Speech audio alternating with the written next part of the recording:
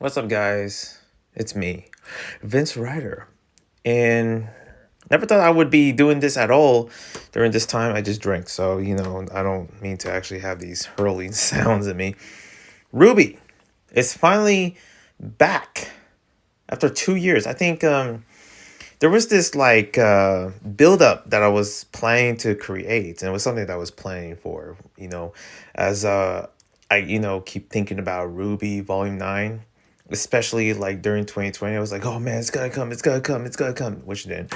And thank goodness I didn't, because that's when my other channel was terminated. But it Rwby itself, for me, it's always been something that I really, really cared for. I think there's a handful of different projects that I've been very into. I mean, Miraculous Ladybug was one of them, and you know how I felt about Miraculous nowadays. I'm just like, it's like something I just don't really care much about, even though there's a part of me where I need to come back.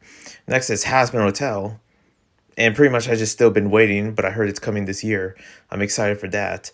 And yeah, last but not least, Rwby, which is one of the series that I always cherish because of Monty, because of, it being one of the first ever indie American animes, like literal anime without the whole freaking Japanese thing going on, okay?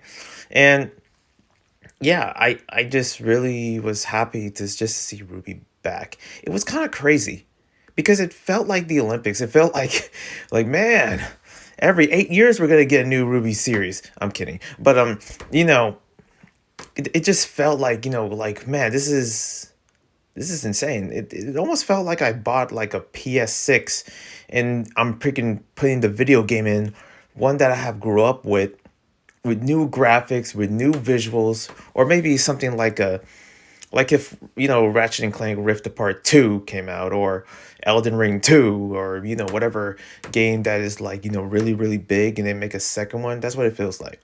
That's what it feels like for me for Rwby. And I'm so happy that it finally came back, because it's one of the series that I was really anticipating.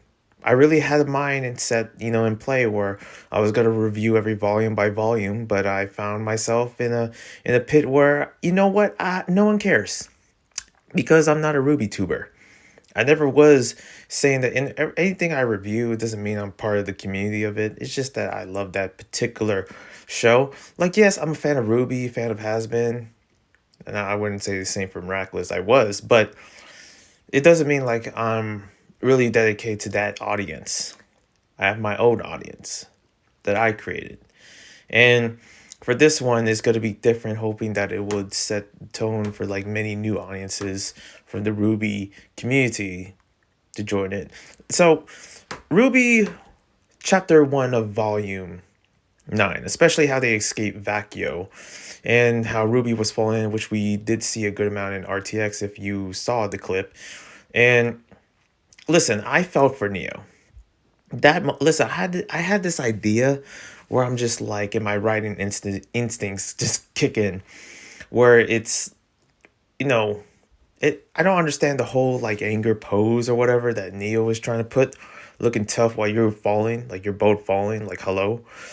But I wonder if, like, how cool would it be, or at least to me, where Neo just crawls in, just like, because I understand what Neo is going through, like, crawls into a ball of just like, trying to fight Rwby. But will there be, and this is the fun part of, these certain reviews where it's series that I really look up to. Um, is that my predictions? Will there be a moment where Neo will join Rwby? I mean, I'm just imagining those moments of like, man, Neo fighting alongside with Rwby, which is something that is not really popular within the Rwby fandom itself and anything else. I mean, most of them might be focusing on Bumblebee, but I'm just like, it could be a possibility. It could be like something that, like, Neo, because of, it's understandable, because she's trying to get revenge off of Rwby for what Rwby did to Torchwick, if I can remember correctly. And was like everything to Neo. Even though it didn't really look like it affected her much, That song by Neo, or as dedication to Neo, thanks by Casey Williams. Let me tell you, one of the best freaking female music artists when it comes down to animation itself is Casey. Always is the goat, the legend. Okay, Casey Williams always just killing it. Every time she always busts out, any tracks, the emotion, especially Arrowfell. I got a good amount of content and music off of Ruby Arrowfell on the Nintendo Switch that I played it on. Even though, in my personal opinion, it wouldn't be that worth the cash. But man, especially how I finished the game, I'm like, wow, this game, I thought it was gonna be longer or something like that. But I got, I did a review of it. You can definitely check it out. And did listen, that song made me understand more of Neo. Made me actually like her a bit more, especially compared to Cinder. I don't know where she is, and I don't know where the rest, especially the rest of the other members. Juniper. It always feels like Ruby's so distracted.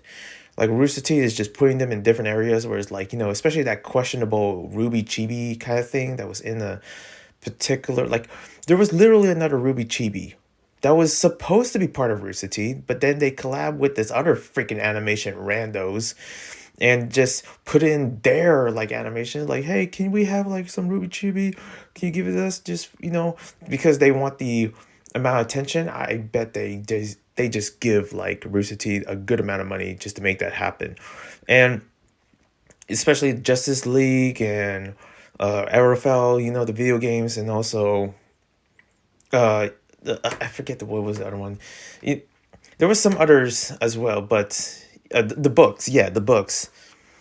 It seems like there's many different. It kind of reminds me of Code Geass, where it was doing a lot of different stuff with this anime back, and this was like back in the day. You know what I mean? If you're old enough to know what Code Geass is, and it seems like Ruby is going into that same circle, but I feel like this is sort of the main Ruby Volume 9 is like the kind of like way to actually focus on what is really happening in the series. And it's focusing on a fairy tale island where we're basically stranded in a fairy tale land, which is very reminiscent to Candyland, the board game that I remember playing when I was a kid. It just really just reminds me of like, man, Candyland, oh my goodness. Man, that's where I got 5 points off that one. It's like it reminds me of that. And also just the mouses, how the ground is like, I know there's gonna be a lot of weirdness, especially the introduction of just like Ruby going through the woods and just coming back and coming back. There was gonna be a lot of weirdness, like what happened to um what is going on with the different, like, especially Ruby trying to get their stuff back together. Yang's arm, Ruby's scythe, and especially how to get the vines out of for Blake. Like, there's certain aspects that we're gonna do a lot of side missions here and there within the series. Maybe, maybe not.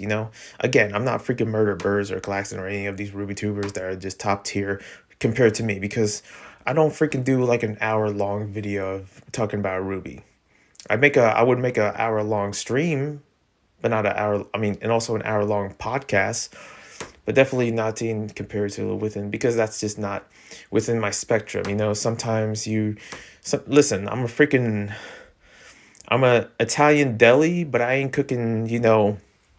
I ain't cooking Chinese food. It's kind of like the most simplistic way of me saying it. You know what I mean? Even though I would, because I'm part Asian, but you know what I mean. It's like I can't be adapting audiences here and there if I'm not part of it. But this is sort of the first kind of aspect of me. Well, not really. This is the second video of me dedicating something to Ruby, because the first was Arrowfell, my video game review, and this one is just happens to be me talking about the series, or the volume 9. Even though there's not a lot to really dissect, trust me, I could try to dissect the intro, but we would, I probably would suck at it. Of course, it would take some digging, some note taking here and there, and pretty much I would not be qualified for that at all. But what I am qualified is telling you my thoughts about the whole entire series, or not the series, the whole entire chapter. If I can give you a good amount, because I only saw first of it. It was like pretty much 3 minutes ago that I seen the whole entire thing played out. And did I watch it in Crunchyroll? I will not tell you. No one knows. But I really dig it. I like chapter one and its very magical essence. There's something about timing that is very important within the episode where you kind of felt this silence or this, you felt certain timings here and there. Maybe as a filler, but also personally as I see it, they send something like they are very experienced. And especially the intro showing how the Ruby characters, they're grown. Like at this point, the freaking, like, I know that, different ages change, especially time zones is different compared to real life and to a freaking, and also like compared to animation or anime or whatever. I mean, especially like, come on, freaking Ash from Pokemon is like still freaking either 13 or 15 or whatever. He's supposed to be like freaking 50, okay? Has like grandkids or whatever. Like, come on. But I definitely see and I hope this is something like a coming of age. True Ruby, Team Ruby. If you've seen the intro, you definitely see how they're growing up. But I also noticed something between Ruby Rose herself, how she's going through something mental throughout the episode, and also the intro as well, as it really puts that into the limelight of intro, and also how she feels, especially hearing about Penny, what happened to her, and that was kind of sad.